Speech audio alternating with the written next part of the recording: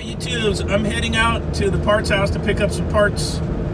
I got a little beer walk-in box that has the compressor shorted to ground. It's an old condensing unit, and it ran off a pressure switch for temperature control, old school, old style. So we're gonna replace the condensing unit. It's small. It gets a half horse and maybe a 3/4. Yeah, I don't think it's 3/4. I think it's half tonner. Maybe even smaller. And we're going to install a liquid line solenoid valve and a thermostat. And I'm going to use the thermostat with built-in defrost, the A421 ABD O2C. And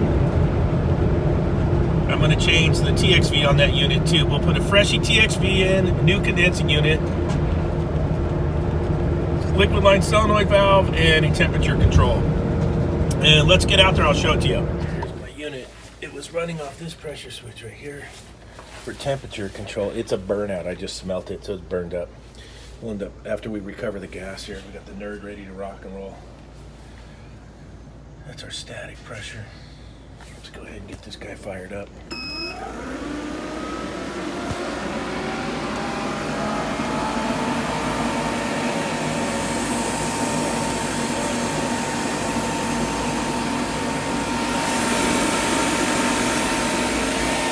So after we get this all recovered, we'll cut that liquid line back. I think the new condensing unit comes with a dryer sight glass. And then we'll cut the suction line back.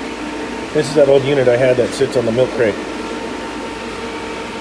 And I'll see if, I'll probably put the new one on there too. We're gonna let it do its recovery. I got a little bag of goodies right here.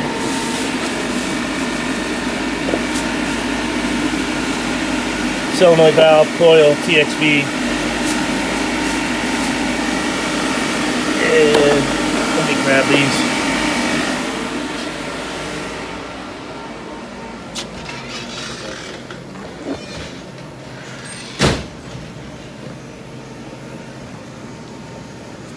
I'm going to mount the thermostat up here because the customer's got he's got racks and stuff that go through the door here.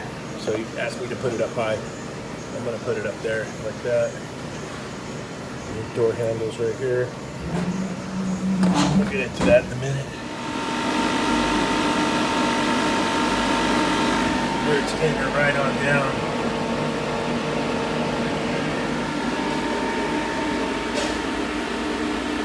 Solenoid valve. I'm going to cut it in right here. In right here. I got power right here that's going to fire off my thermostat solenoid.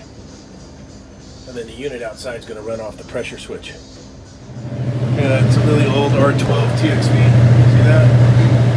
Old timer. Internally equalized old R12 expansion valve. Pretty cool stuff.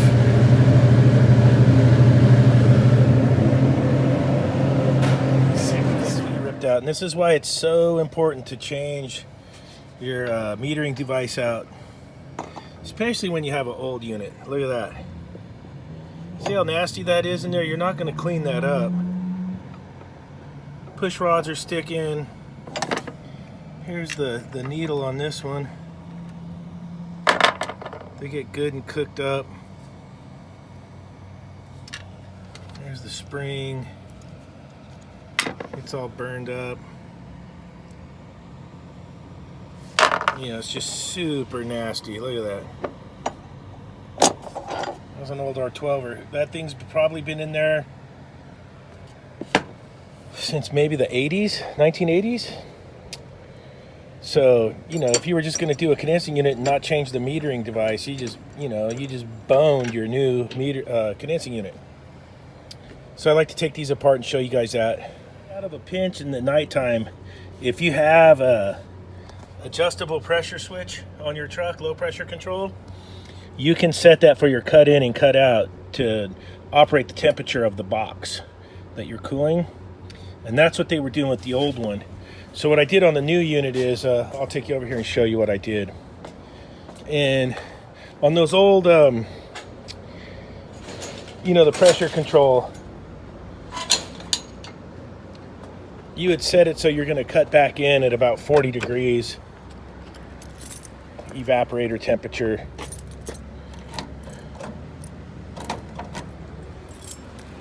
And cut out about 17-degree evaporator is how I would do it. 18 degrees. But on the new one here, I just have a capsulated pressure switch here.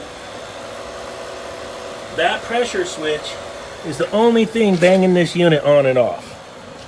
With the solenoid valve and the thermostat's going to close the solenoid valve and then it's going to pump down. And we can test that right here. Menu off. Let's raise it way high. On.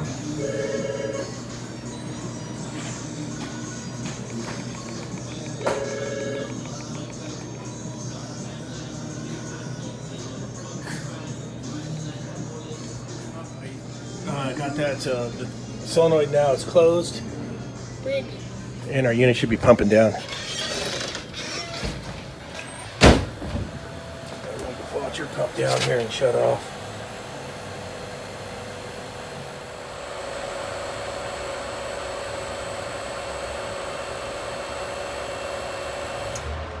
And there she goes.